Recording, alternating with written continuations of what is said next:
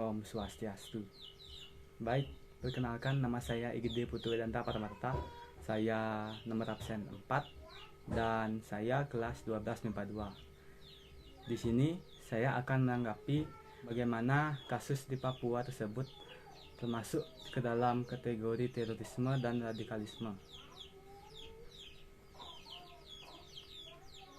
Sebelum kita membahas lebih lanjut, kita pahami secara singkat dulu apa itu pengertian radikalisme dan terorisme.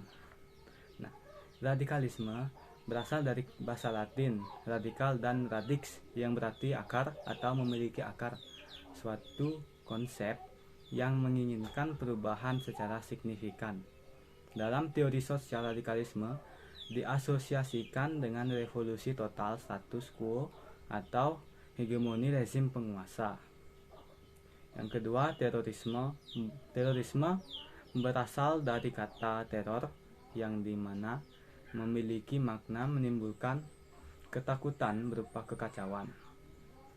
Terorisme berarti penggunaan kekerasan untuk menimbulkan ketakutan dalam usaha mencapai tujuan. Baik, setelah mengetahui penjelasan yang sudah saya sampaikan, mari kita menganalisis kasus di Papua tersebut.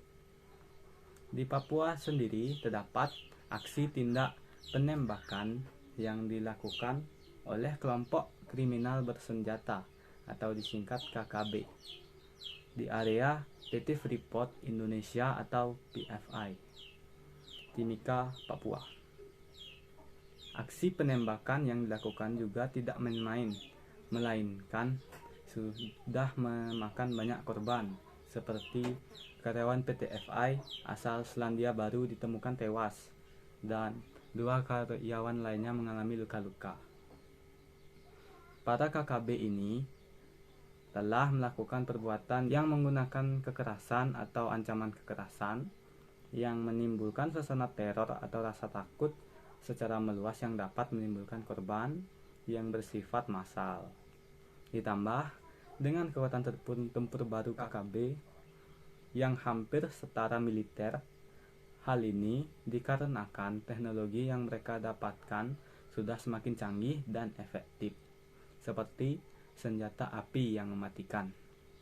Tidak salah lagi jika tindakan aksi penembakan yang dilakukan para KKB tersebut termasuk dalam tindak kategori terorisme dan radikalisme. Para aparat keamanan yang bertugas untuk menangani masalah ini juga dibuat sangat kewalahan dikarenakan KKB yang berbaur dengan masyarakat sipil menjadikannya sulit untuk diidentifikasi. Orang yang berasal dari Papua yang menetap di daerah lain di Indonesia juga berpotensi dilabeli sebagai teroris oleh masyarakat setempat.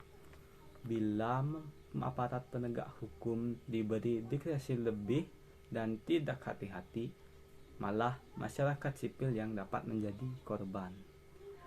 Sebagai pembandingnya, dalam 3 bulan pertama 2021 saja terjadi setidaknya 3 kasus dengan pembunuhan di luar hukum atau unlawful kill oleh aparat keamanan dengan total 5 korban.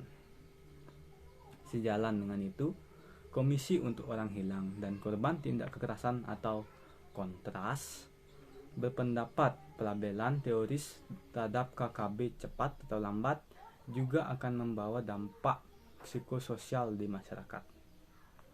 Nah, dilihat dari dampak dan kerugian yang diakibatkan oleh para KKB ini harus dicegah mulai dari sekarang agar pada masa depan nanti tidak terdapat kejadian yang serupa. Yang pertama, penanganan terorisme dan radikalisme harus dilakukan secara komprehensif.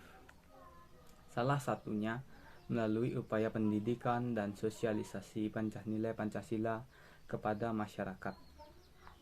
Salah satunya melalui upaya pendidikan dan sosialisasi nilai Pancasila kepada masyarakat.